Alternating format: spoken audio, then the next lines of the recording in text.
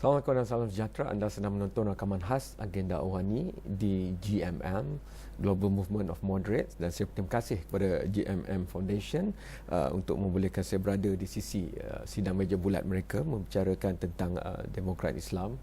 Dalam hal itu, I would like to go to English now because I have a very esteemed interviewee today, Dr. Azam Tamimi. Thank you so much for making time.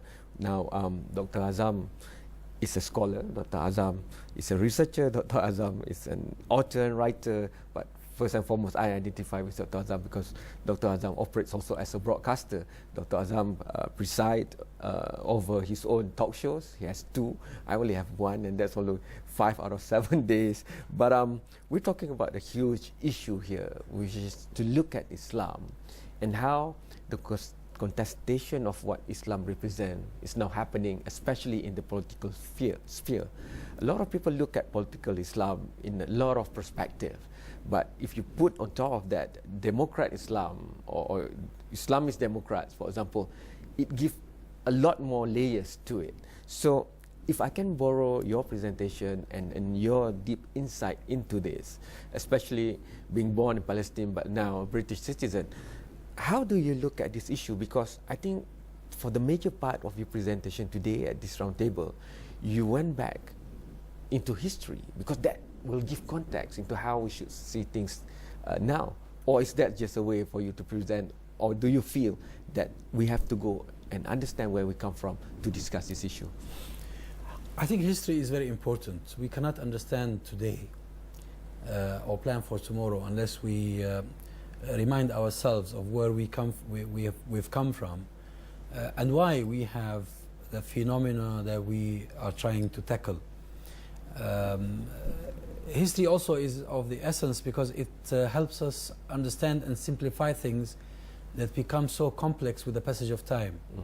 I mean, like using the term Islamic Democrats. Yes. It sounds a bit complex, it sounds a bit sophisticated, but actually it's very simple. And that's why its simplicity can only be explained by going back to its history, to its roots. Why are we talking about it in this way, and what it is and what it means? For you, just like some other panelists here, it's a non-issue. Democracy and Islam, it can be together, but it still is a lot of emotional engagement subject matter for a lot of people around the world. Why do you believe that is so, even among Muslims right now?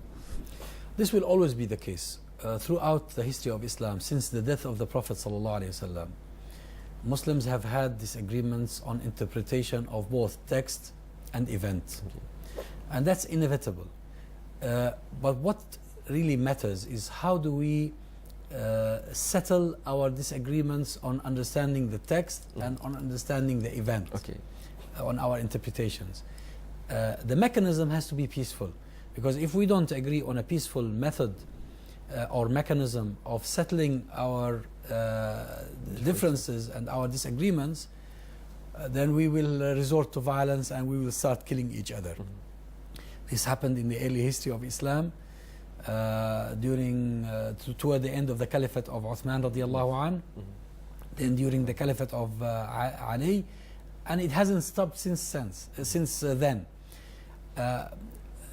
What democracy provides us with is a rich human experience that was born out of a lot of suffering, a lot of agony, a lot of tribulation in the West, in Europe, that ended up with a set of mechanisms to settle differences peacefully.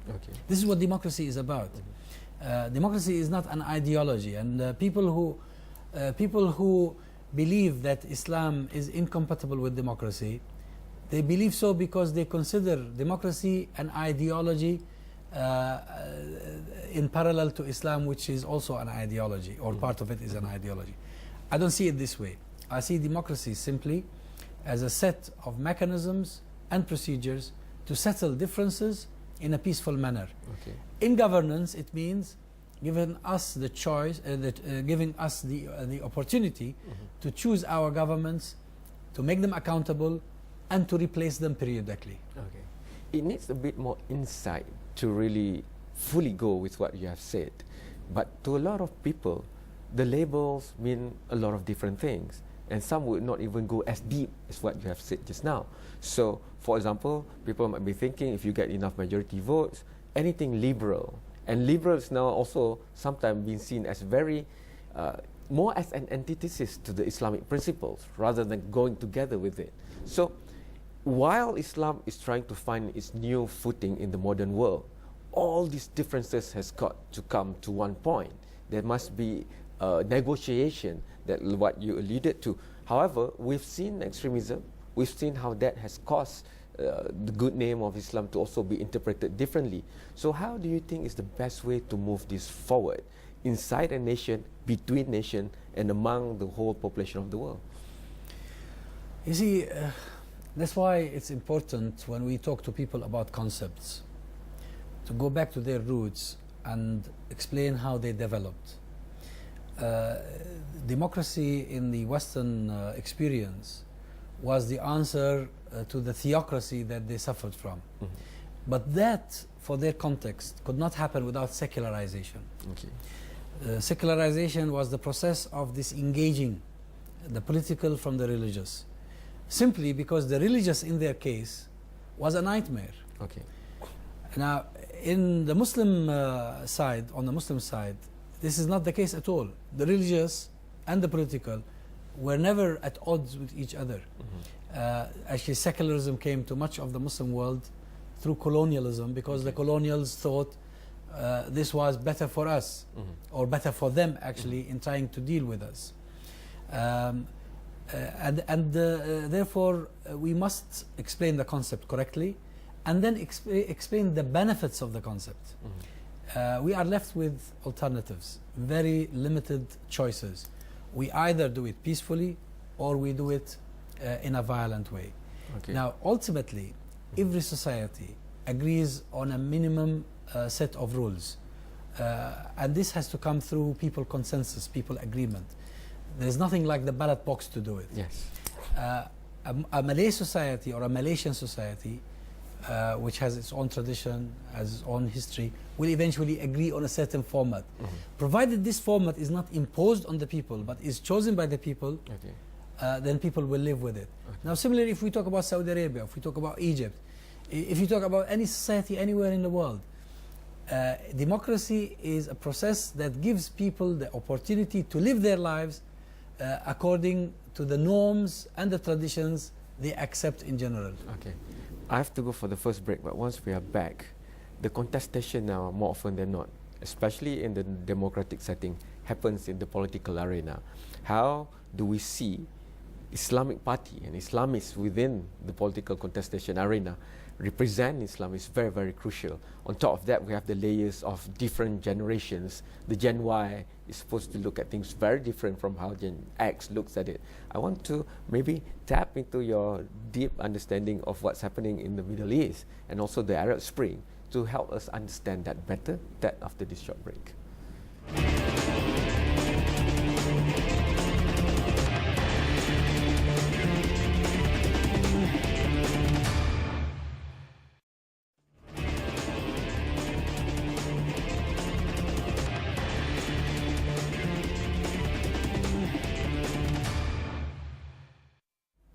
You are still watching a special recording of Agenda Awani on the sideline of a roundtable by GMM, and I would like to continue with Dr. Azam Tamimi on this. If we look at political contestation, we've heard at this roundtable Islamic Party representatives saying that their party must do more in representing the people's wishes, in engagement with the people, in reflecting good governance. Correct me if I'm wrong. Before I go to the Arab Spring, I would like to go to that macro perspective first. If you're representing Islam, then good governance must be a given, because that's what Islam is all about.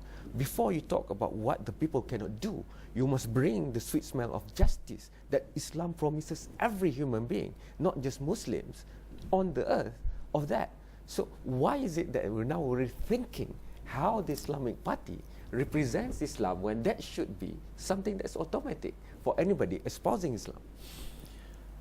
Well, I would say that nobody can claim to be the sole representative of Islam.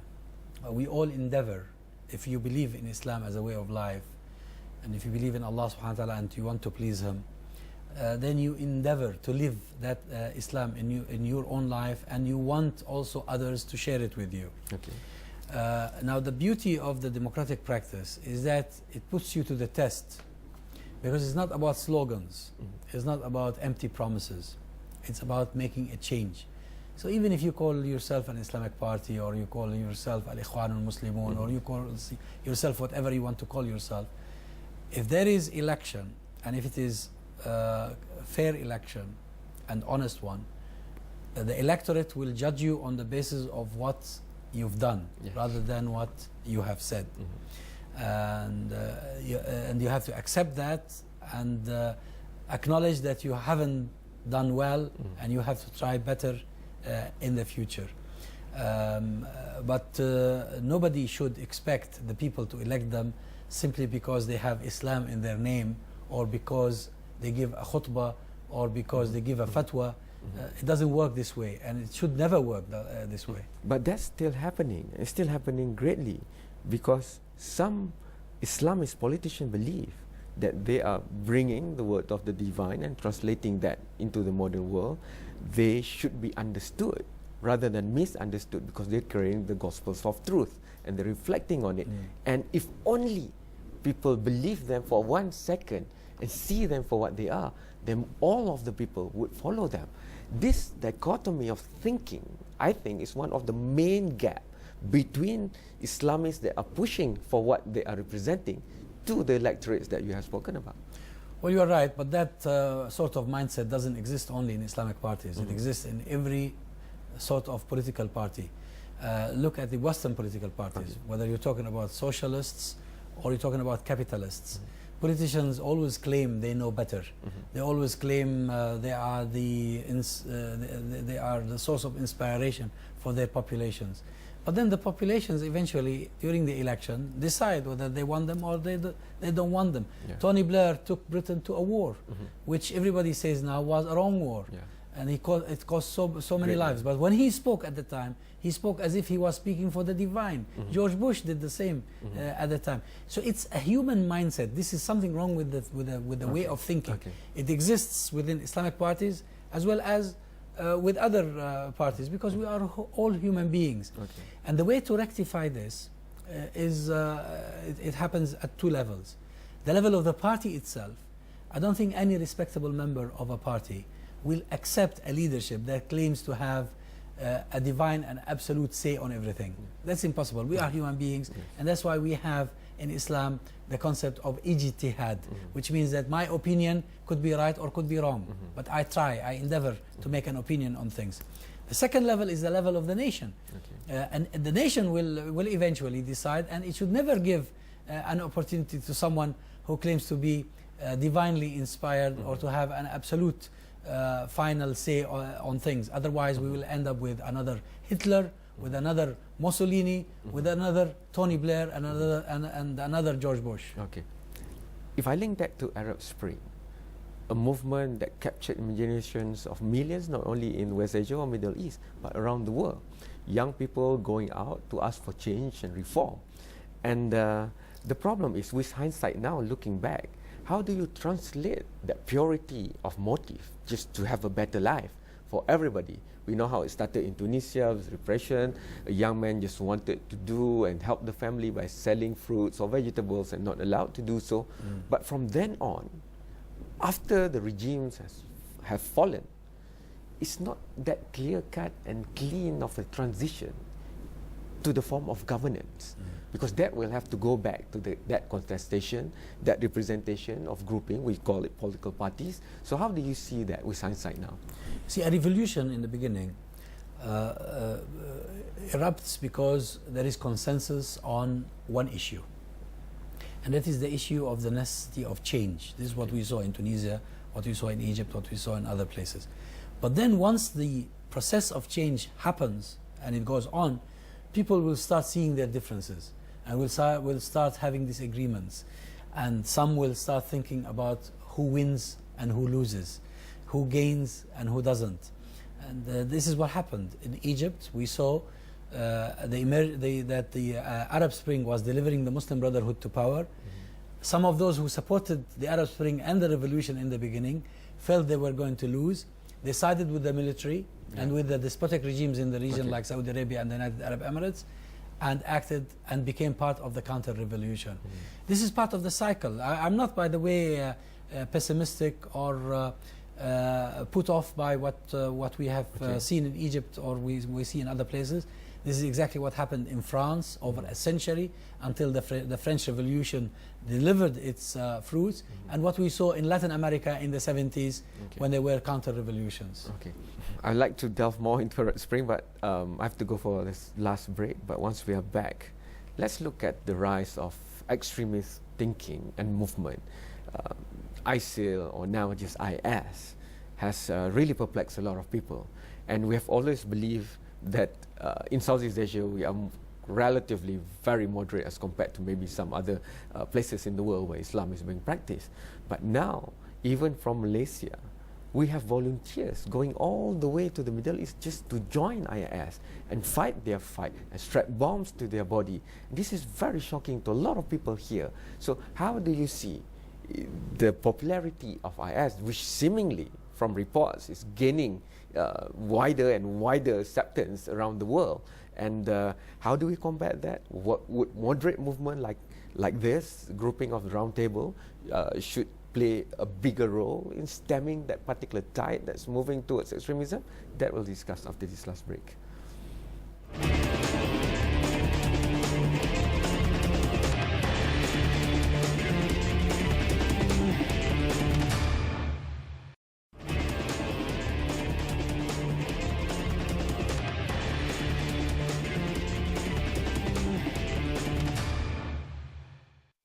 Thank you for still watching a special recording session of Agenda Awani. I'm still here thanks to a global movement of moderates for the roundtable discussion on Democrat Islamists. I would like to continue with Dr. Azam Tamimi here. Islamic State, or ISIL before, it has been a movement physically in the Middle East, in Iraq and Syria, but in terms of its attractiveness to people around the world, it has been extraordinary in that sense, because Malaysia also has seen its citizen, albeit they're very slim minority, but volunteering and going all the way there to join this movement. So if we put political contestation, and I remember you saying in your presentation that the day the Arab Spring succeeded in seeing Morsi being elected to power, is the end of movements like Al-Qaeda. But now we're saying IS, and even though you're saying that you're not pessimistic, it's a process that's moving on in Tunisia, in Egypt. But how do we contend with this other side of Islam, for example? Well, there are a number of factors actually, but the most important one, and the one we should start with, is that there is a large number of youth, Muslim youth, around the world, in Malaysia, in the Middle East, in Europe, in America, who feel that Muslims continue to be attacked everywhere without anybody standing up to the attackers and preventing them. The Muslims are being humiliated, the religion is being attacked, and nothing is being done. When the Arab Spring happened, there was some hope that now we will have governments who are strong enough to speak for us, to defend us, to stand by us. And we saw how Morsi stood by Gaza in the not the last war, in the war that was before it, and he forced on the Israelis an end to the war. And people felt that when you have a democratically elected leader, this is what you get. But then when the coup happened, there was this sense of frustration once more, and the emergence of ISIS. This started attracting these frustrated individuals from around the world. So long as the real issues that are of importance to the young generation are not addressed, some of them will continue to be attracted by these extreme radical phenomena. We can do educational programs about this. We can provide awareness programs. We can do lots of TV programs, but none of this will work if there is no real delivery on the ground. Delivery of solutions to the problems, of improvements to the lives of these people. This is simply what's going on. How would Islamic or Islamists, or Islamic Democrats in that sense, represent and try to represent that particular need to defend Islam to a lot of young people, because before we used to think maybe in the 90s, if you go and join such movement, you're probably not doing well in your studies, you don't have a bright future, your family has problematic history, you're not even earning income, for example. But now with this IS or ISIS or ISIL movement, some of them are professionals. They are university graduates, they have businesses, successful ones, and yet they left everything behind to go there. You see, these people are attracted not because they are desperate in their own lives, but because they want to serve the pan-Islamic cause, and they feel nothing else is working. Governments in the Muslim world are not responding to their demands, not fulfilling their dreams. There's so much corruption. Governments that claim to speak in the name of Islam are actually harming Islam more than anybody else. So these professionals, many of them are highly educated, many of them are intelligent, feel a responsibility. They feel they have to do something about it.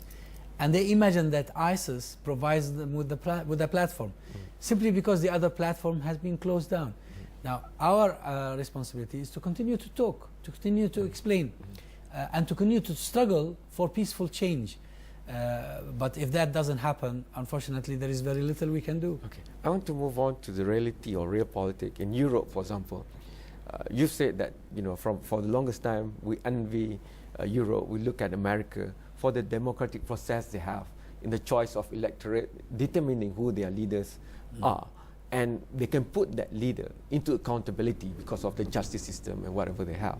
So, but if I look at Europe now, for example, the rise of the right-wingers, you know, whether it's political or otherwise, you know, British Nationalist Party, you have the Geert Wilders Party in Holland and all that. How do you see that? Because when we look at the last EU Parliament, a lot of them get elected into positions of power in the EU too. So is there an appetite moving against Islam in the communities of Europe, or how do you see it? No, right-wing parties in Europe are not initially anti-Islam. They did not come into existence because they want to fight Islam. They came into existence like a reaction to a decline in the economy. Okay. It's mostly an economic situation. Higher unemployment, governments are reducing their benefits to people who are in need. And the founders of these parties start taking advantage of these circumstances by diverting attention against the foreigners. Okay. So these right-wing parties, anti-foreigner, anti-Islam becomes automatically part of their discourse in order to justify their existence. Okay. Because they also cannot provide solutions to the problems they claim they came in order to resolve. And by the way, they are not really that big. They are still very small minorities. But the failure of mainstream political parties in attracting people to their politics gives them some power. Finally, can I end with what's your hope for the future of the Middle East and also the Islam movement to paint a better picture of what the Ummah is? Well, I'm hopeful, I'm optimistic despite the current crisis. Our responsibility is to continue to work. We may not see the fruits in our lifetime. Many of those who preceded us perished before they saw any fruits. What matters is that on the Day of Judgment, when we meet Allah subhanahu wa ta'ala, we can stand there and say, we've done what we were supposed to do, and we hope that Allah will forgive us for our sins. Your final comments maybe on how you see Malaysia in that respect. Well, I cannot comment on the details of Malaysia because I come as a visitor, but I can tell you that in the Arab world, Malaysia is admired for a number of reasons. It's admired because it is seen to be at least partially democratic.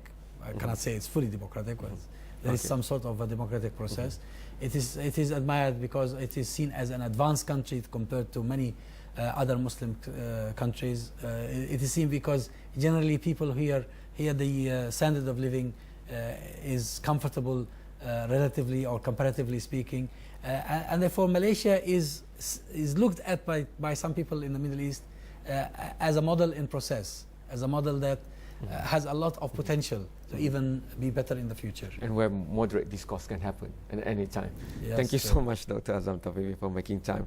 I'm going to steal time after this behind the cameras to maybe, work together and partner more, especially with Al-Hiwar TV. Thank you so much, Doktor, for making time. Terima kasih banyak kepada anda. Hantarkan pandangan anda sendiri tentang perkara ini kepada pelbagai platform yang Astro Awani ada Facebook, Instagram, Twitter, ataupun terus mak turun aplikasi Mudah Alih iOS dan Android supaya anda boleh menonton episod seperti ini di gadget Mudah Alih anda. Sekian, terima kasih. Terima kasih kepada GMM Foundation.